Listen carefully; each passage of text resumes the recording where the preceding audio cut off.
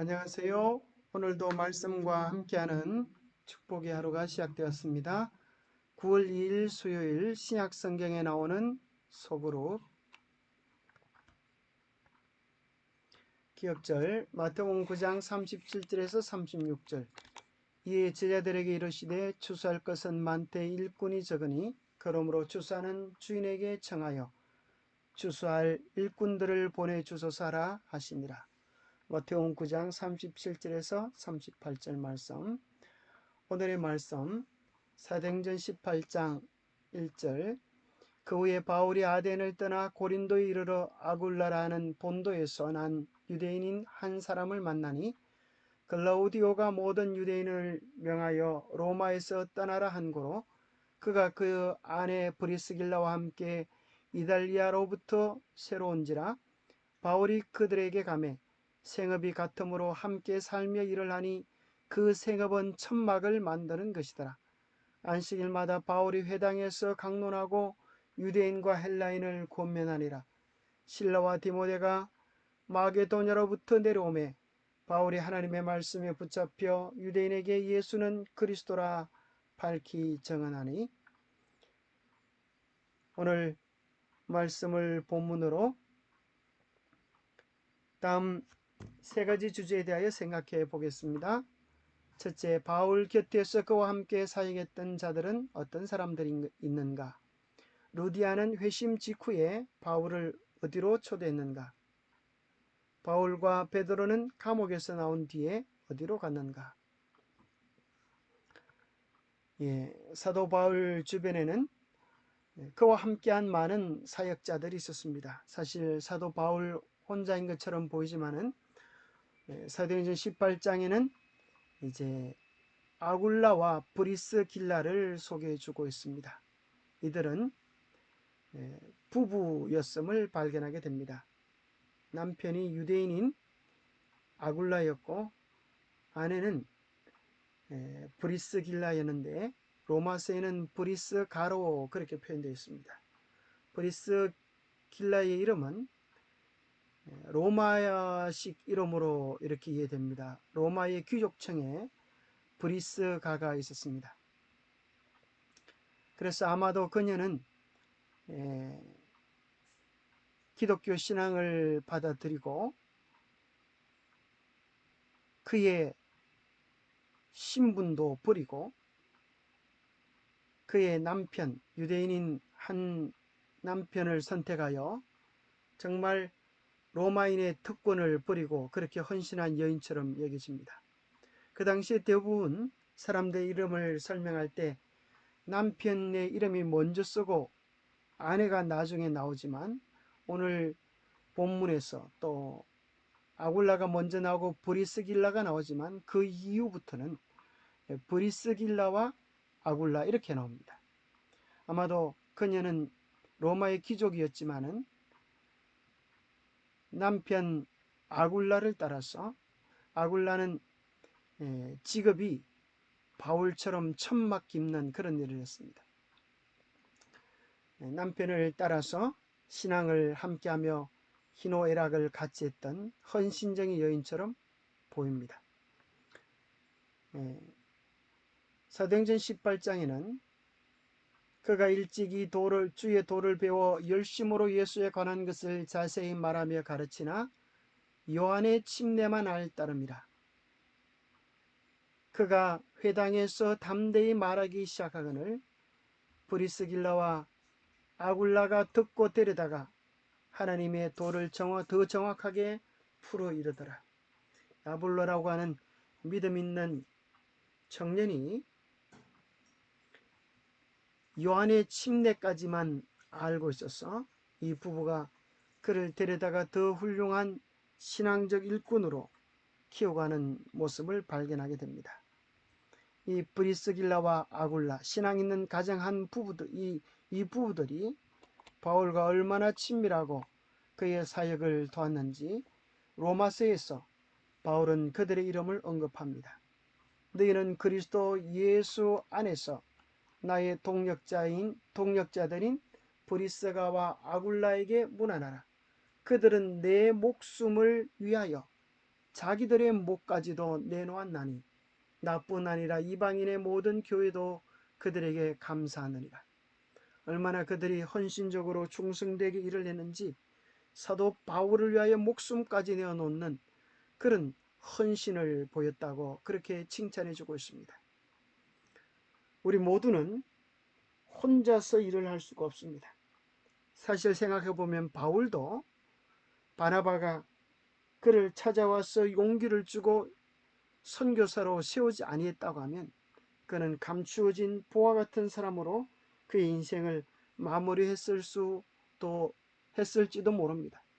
그러나 바나바가 찾아서 용기 주고 함께 일을 하여서 하나님을 위한 훌륭한 믿음의 사람으로 설 수 있었고, 또 그와 더불어서 정말 목숨을 같이 하는 그런 브리스길라와 아굴라 여러 많은 믿음의 형제들이 있었기에 그는 그의 사명을 충성스럽게 잘 감당할 수 있었습니다. 오늘 교과 148페이지에는 신약교회는 폭발적으로 성장했다. 짧은 시기에 소그룹의 신자들이 수만 명의 예배자들로 증가했다. 이런 새 신자들의 유입과 급속한 성장의 배경에는 여러 요인이 있었다. 예수님의 사역이 복음의 씨가 되어서 제자들이 전하는 기별을 받아들일 수 있도록 대중들을 준비시켰다. 그리스도께서 성천하신 후에 기도 중에 있었던 제자들에게 성령이 강하게 임하셨다. 신약교회의 급속한 성장의 요인 중에 하나는 교회의 소그룹 구조였다. 소그룹들이 변화를 가져왔다.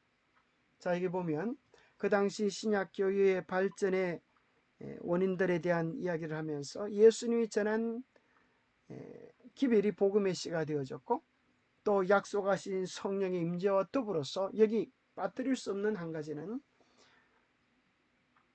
교회의 소그룹 조직이 큰 변화의 핵심적인 요인이 되었다라고 이야기해 주고 있습니다. 또 사도행전 20장에 보면 사도 바울이 그와 함께 했던 여러 사람들을 소개하면서 다양한 나라의 사람들을 소개해 주고 있습니다. 아시아까지 함께 가는 자는 베리아 사람 브로의 아들 소바도와 데살로니가 사람 아리스다고와 세군도와 드베 사람 가요와 및 디모데와 아시아 사람 두기고와 드로비모라. 교과에 보면 흥미롭게도 누가는 바울과 함께 일했던 자들의 이름을 언급했습니다. 바울에게 그들은 모두 중요했습니다. 그는 그들의 이름을 다 알고 있었습니다. 그들은 선교 사역 중에 서로를 도왔습니다. 물론 누가가 언급한 이름들은 일부에 불과하지만 이는 비록 적은 인원이라도 서로 밀접하게 협력해야 할 필요성을 드러내고 있습니다. 그들은 각기 다른 사람이 소유한 은사와는 다른 은사들을 가졌습니다. 그들은 서로 다른 배경과 사회로부터 나왔습니다. 현실을 바라보는 그들의 관점이 항상 같지는 않았지만 그들은 그리스도의 나라를 위해 각자 가치 있는 기여를 했습니다. 그래서 그들은 한 팀을 이룸으로 더욱 유용하게 주의 사업을 감당할 수 있게 되었습니다.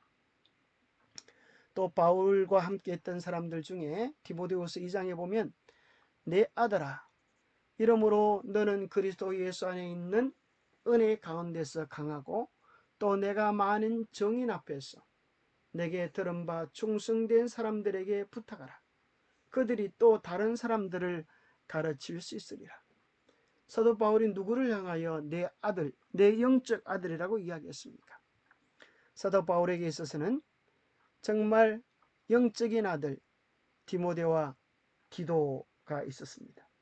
바울은 디모데에게 부탁합니다. 충성된 사람들에게 이 복음을 전하라.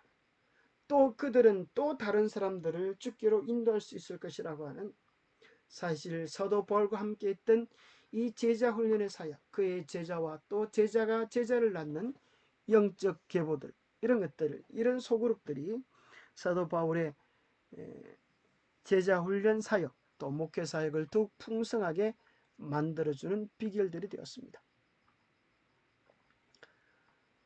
루디아는 회심 직후에 바울을 어디로 초대했는가? 여기 빌립보 지방에 사도 바울이 기도할 곳을 찾기 위하여 문밖 강가에 나갔다가 그곳에서 루디아의 자주장사 루아디라시에 있는 자주장사 루디아를 만나서 복음을 전하고, 루디아가 사도 바울을 초청을 합니다. 나를 주 믿는 자로 알거든 내 집에 들어와 유하라 하고 강권하며 바울을 자기 집으로 초청합니다.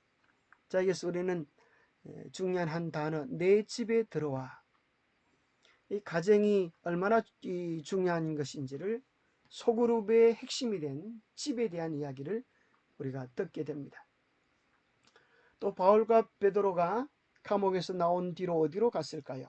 그에 대한 질문도, 이에 베드로가 정신이 들어 이르되 내가 이제야 참으로 주께서 그의 천사를 보내어 나를 헤롯의 손과 유대 백성의 모든 기대에서 벗어나게 하신 줄을 알겠노라 하여 깨닫고, 마가라 하는 요한의 어머니 마리아의 집에 가니 여러 사람이 거기에 모여 기도하고 있더라.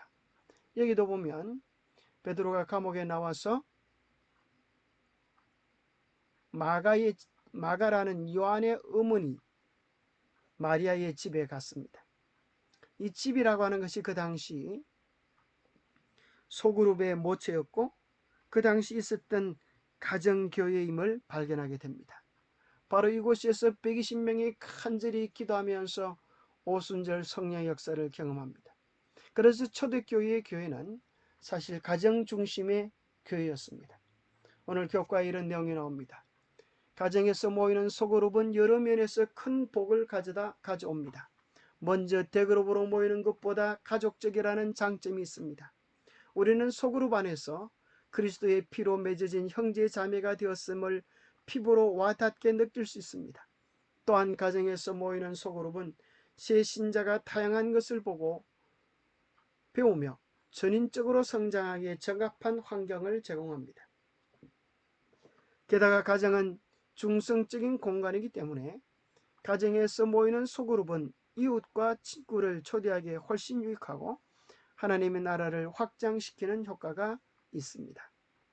그 당시 참으로 그 수많은 박해와 핍박을 피하여 가정은 정말 좋은 피난처였고, 또 새신자가 새로운 신앙을 배우고 정착하기에 너무나 좋은 하나님 나라를 확장시키는 전진기지 역할을 감당할 수 있었습니다.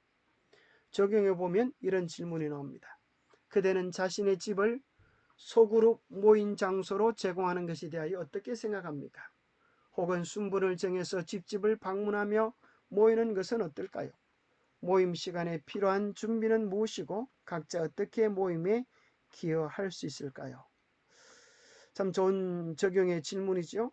사실 우리 교회 생활 중에 참 잊지 못할 추억들은 가정으로 초대되어져서 함께 음식을 나누고 허심탄회하게 우리의 개인적인 고민을 얘기하고 또 기뻤던 이야기를 나누었던 그런 시간들이지 않습니까? 교회에서는 경험할 수 없었던 진솔한 이야기들, 또 깊은 교제가 가정을 통하여 이룰 수 있습니다. 우리의 가정이 선교의 전초 기지가 될 수 있다면 주의 사업이 얼마나 많이 확장될 수 있을까요? 바울은 혼자서 일을 한 것이 아니라 이런 소그룹들을 통하여 영적인 생명을 같이 하는 이런 동력자들을 통하여 그의 사역을 성공적으로 감당할 수 있었습니다. 하나님은 오늘 우리도 그런 연합, 그런 소그룹을 이루기를 원하십니다. 기도하겠습니다. 하늘에 계신 우리 아버지, 저에게 주어진 이 빛을 저의 가정을 통해서 이웃에게 가져갈 수 있도록 도와주십시오. 저희가 모인 이 가정이 작은 천국이 되게 하여 주시고, 이 소그룹에 참여하는 사람들이 천국을 맛볼 수 있도록 우리 중에 늘 함께하여 주시옵소서. 하나님 아버지, 우리가 그리스도의 사랑으로 서로 사랑하며 그 사랑을 누려갈 수 있도록 도와주시옵소서. 우리 곁에 주님의 사랑을 나눌 수 있는 영적인 가족, 우리의 소그룹을 주셔서 감사합니다. 우리가 서로 격려하고 용기를 주며 천국 가는 그날까지 믿음을 서로 일으켜 세울 수 있도록 축복하여 주시옵기를 우리 주 예수 그리스도 이름 의지하여 간절히 간구하옵나이다. 감사합니다. 이렇게 새벽 기도를 통하여서 함께 마음을 나누고 믿음을 나누는 우리는 영적인 동력자들입니다. 여러분의 삶에 하나님의 축복이 늘 함께 하시기를 간절히 바랍니다. 감사합니다.